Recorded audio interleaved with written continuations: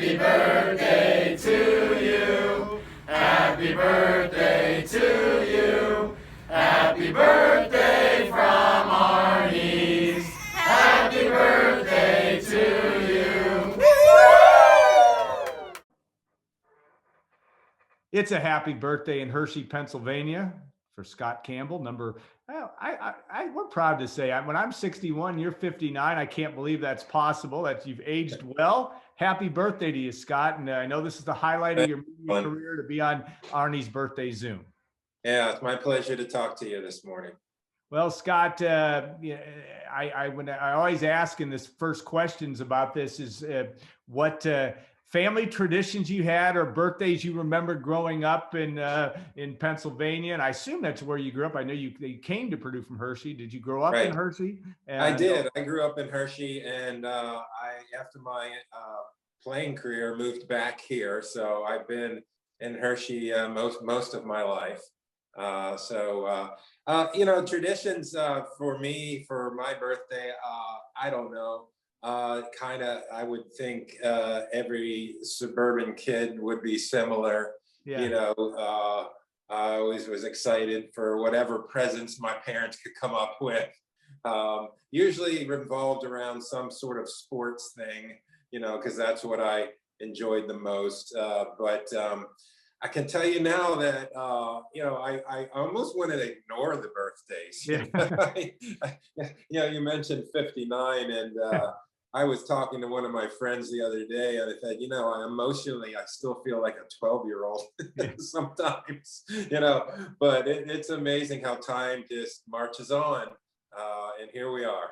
Yeah, no doubt. And yeah, it just was yesterday that you were playing at quarterback 1980 to 83, and a very, very storied career at Purdue. And then, of course, the NFL career as well with the Steelers and Falcons, if memory serves. And that was certainly a part of that. You come to Purdue. I always ask guys this question, Purdue had Jim Young had done a good job, certainly with Mark Herman.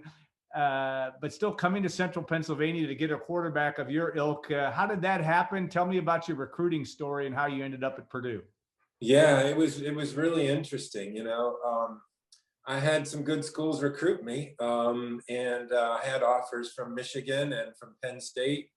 But the fit was just better at Purdue. Penn State is right in my backyard. They had two quarterbacks that were 1 year older than me that were good. And I knew if I went to Penn State, I would probably get redshirted, and it was going to be a long process before I could work my way in. Purdue offered something different. They offered an All-American quarterback in Mark Herman, who was a senior, and a chance to kind of work my way in sooner. And I guess what kind of really sold the deal for me was we watched Purdue, and my dad and I watched Purdue in a bowl game. I believe it was the Blue Bonnet Bowl at the time. And Purdue was throwing the ball all over the place. They were using the shotgun, and back then it was kind of a new thing. I mean, no other college team was using the shotgun. Every time, even when I got there, and when we used to shift into the shotgun, and when you get under center and then you shift back, the fans went crazy. Now it's an everyday, teams are in the shotgun every play. But back then it was something new and exciting. And so that appealed to me. And so for all those reasons, Jim Young had an exciting team. He's been successful. And so I didn't even know where Purdue was. Yeah. But I liked what I saw. Yeah. And so I learned about Purdue, and I chose them over Penn State for that reason. And yet you had an interesting situation. You were going to be an understudy for a year in theory, but that theory changed the day of the week of the Purdue Notre Dame game, and you get thrust into a starting position on national TV. Mark Herman has a thumb injury, I believe it was, and was out. And looking back at that experience, you played very well. Purdue did not win that day, but you came in, and I know Jim Young talked to him a few weeks ago. It was always impressed at how you came in and played in that game. But through the lens now of an entire career, not only in sports, but in business, what'd you learn from that experience of being thrust on the national stage, ready to go? Well, I think that for me, what prepared me for moments like that and even into the future was how I was raised and how my dad influenced me with my athletic career. My dad was a coach, Yeah. and he didn't coach me in high school. He kind of retired before I got in because he didn't want to be the coach that coached me in my town. Yeah. He was already the athletic director at my high school, but he taught me the ins and outs of the game. But one thing he taught me more than anything was that if I was going to be any good, I had to be two things. I had to be a leader and I had to have extreme confidence. And so sometimes I had to fake that a little bit, but that I went into that game, thrust into a situation that I wasn't expected to play against. Notre Dame was a top 10, top 5 team at the time. It was national television, my first game in my college career, and I expected to be watching it from the sidelines, not playing every down, every offensive down. So, but that's kind of, I was able to keep my head, not get too overexcited, and play with confidence. And Jim Young did such a good job with me while he was there. That's one thing in my career. When he left after my sophomore year, that was a major blow to I think, certainly to my development. Yeah. He was an excellent coach, and he prepared me for that moment as best he could. Yeah. And he was such a calming influence as well. And that's what I needed at that point. And I was able to play very good in that game. Jim always told me he was so upset at the rest of the guys, Yeah. but Notre Dame was a very good team, and our team went on to have a great year that year anyhow. Couple, you had many highlights in your career as a sophomore against Ohio State in throwing for 516 yards, but earlier in that season too. And we just talked to Everett Pickens, as you know, a few weeks ago on a birthday Zoom. He was involved in one of the most memorable Purdue Notre Dame games ever. Would have been probably your third college start after the second game of the 81 season. Mm-hmm. And the unbelievable drive at the end, trailing Notre Dame 14-7 in a game that was a defensive battle. And then you go, take us through that drive and the passes, consecutive passes. That was a real interesting game early in my career, and probably one of the most memorable. At that time, that was before the Ohio State game where I threw for over 500 yards. Right. The coaching staff really didn't know what type of player I was yet. Yeah. Was I a runner? Was I a passer? What was I? Yeah. And so early in that season, it was kind of a mix. And so I actually ran the ball. We ran some option plays, rollouts. I was the most sore after that game than at any time in my career. Yeah. I slept on a bunk bed in the dorm, and I was on the top bunk. I couldn't get up in the bunk that night. I was that sore. So it was a hard-fought game. I took a beating, but we were in it. And I listened to Everett Pickens' interview, and I need to make some corrections. Yeah, I know. There's always some of that. So go ahead. Set the record straight. Everyone's memories can be different, and we all are getting older here. But my memory is this. It was the last drive of the game. We're down 14-7. And I scramble, and I'm rolling to the right, and I'm about at midfield or so. And I see Everett Pickens wide open in the end zone coming cross left to right. And I threw it to him. And it was into a very brisk wind. Right. And the wind just knocked that ball down about 5 yards. So it was underthrown. And here comes Steve Bryant right across, Everett's trying to adjust back to the ball, and Steve just cuts right in front of him and catches it at the 5-yard line. Yeah, it wasn't a touchdown, and so that was a an unbelievable play and a very key play. So we're first and goal at the 5, and the first play we do is we pitch it to Wally Jones and we lose 5 yards. Yeah. So we're back at the 10. So it came down to 4th down, and we ran a little motion into Steve Bryant. He did a little move and ran to the corner, and I hit him in the corner for a touchdown. And then for the 2-point conversion, we flipped hash marks. We ran the same play to the other side and hit that for the 2-point conversion and won the game 15-14. And the fans at Ross-Ade went nuts. It was a great moment in my career, and I'll never forget it. Yeah, back-to-back plays and in the closing minute, right? I mean, you were out of time. Oh yeah, there was 14 seconds left. Yeah, right. 14, And that, something less than 20. yeah, and I would never have corrected Everett, because whatever his memory was worked, Yeah. you know, from that standpoint.